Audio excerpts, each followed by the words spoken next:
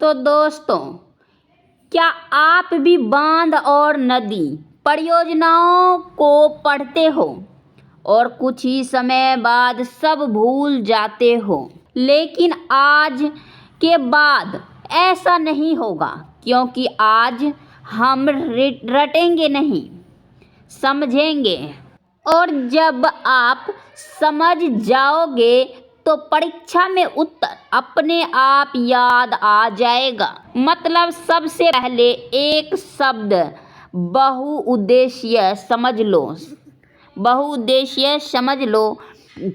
बहुउद्देशीय। अब ज़्यादातर विद्यार्थी क्या करते हैं, इस शब्द को पढ़ते हैं और आगे बढ़ जाते हैं। लेकिन असली खेल यही है। बहुउद्देशीय का मतलब एक ही योजना से कई काम करना। बाढ़ को रोकना, खेतों तक पानी पहुंचाना और बिजली बनाना। मतलब एक तीर से 3 निशाने। और यही सोच आज़ादी के बाद भारत ने अपनाई थी। पहली कहानी हीराकुंड बांध। पहली कहानी सुनो। नाम है हीराकुंड बांध, जिसे हीराकुंड इंग्लिश में डैम कहते हैं। सोचो, साल 1948, देश अभी अभी आज़ाद हुआ। ना ज़्यादा साधन, ना बड़ी मशीनें। फिर भी भारत ने ठान लिया, हमें एक बहुत बड़ा बांध बनाना है। और सच में बना भी दिया। 1956 में पूरा हुआ। महानदी पर बना और इसकी लंबाई लगभग 25 किलोमीटर से भी ज़्यादा है। मतलब इतना लंबा कि उस पर दौड़ लगाई जा सकती है। लेकिन असली सवाल, बनाया क्यों? क्योंकि महानदी कभी बाढ़ लाती थी और कभी सूखा छोड़ जाती थी। तो इस बांध ने क्या किया? बाढ़ को रोका, पानी को जमा किया और खेतों तक पहुंचाया। यही है बहुउद्देशीय योजना का असली असर। अब दूसरी कहानी और भी ज़्यादा मज़ेदार है। हम बात कर रहे हैं चंबल रिवर की। यह कोई एक बांध नहीं, यह एक श्रृंखला है। मतलब अपनी एक बांध से दूसरी और फिर तीसरी बांध तक जाता है। मतलब एक बांध से दूसरा बांध, दूसरे बांध से तीसरे। सबसे पहले गांधी सागर, जो कि मध्य प्रदेश, फिर राणा प्रताप सागर राजस्थान, फिर जवाहर सागर राजस्थान में। चलिए आगे देखिए, ध्यान देना है। और बीच बीच में जो भी नए बच्चे हैं वो अपने आप चैनल को सब्सक्राइब कर लें। चलिए ध्यान देना है। एक ही पानी बार बार बिजली बना रहा है। इसे कहते हैं क्रमिक प्रणाली। याद रखने की तरकीब है, शुरुआत मध्य प्रदेश से अंत राजस्थान में। तीसरी कहानी टिहरी बांध।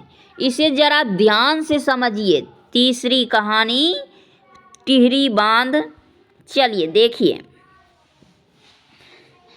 अब चलते हैं पहाड़ों की ओर।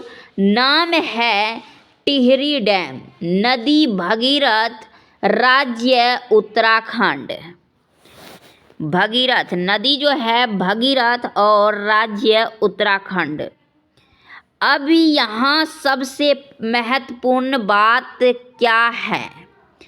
1972 में योजना को मंजूरी मिली, लेकिन काम शुरू हुआ 1978 में। 6 साल का अंतर क्यों? क्योंकि हिमालय स्थिर नहीं है, यह भूकंप वाला क्षेत्र है। मतलब यहाँ बांध बनना आसान नहीं था। यह केवल निर्माण नहीं था बल्कि प्रकृति से मुकाबला था। चौथी कहानी दामोदर घाटी। अब आखिरी और सबसे प्रेरणादायक कहानी है। सबसे पहले दामोदर नदी को क्या कहा जाता था? बंगाल का शौक। दामोदर नदी को क्या कहा जाता था? बंगाल का शौक, और अभी भी बंगाल का शौक कहा जाता है। हर साल बाढ़, भारी तबाही है। फिर 1948 में एक योजना बनाई गई थी। 4 बड़े बांध बनाए गए थे: तिलिया, कोनार, मैथोन, पंचायत और एक बैराज दुर्गापुर। अब एक जरूरी बात समझो, बांध पानी को रोकता है, बैराज पानी की दिशा बदलता है। ध्यान देने वाली बात है, बांध पानी को रोकता है, बैराज पानी की दिशा बदलता है।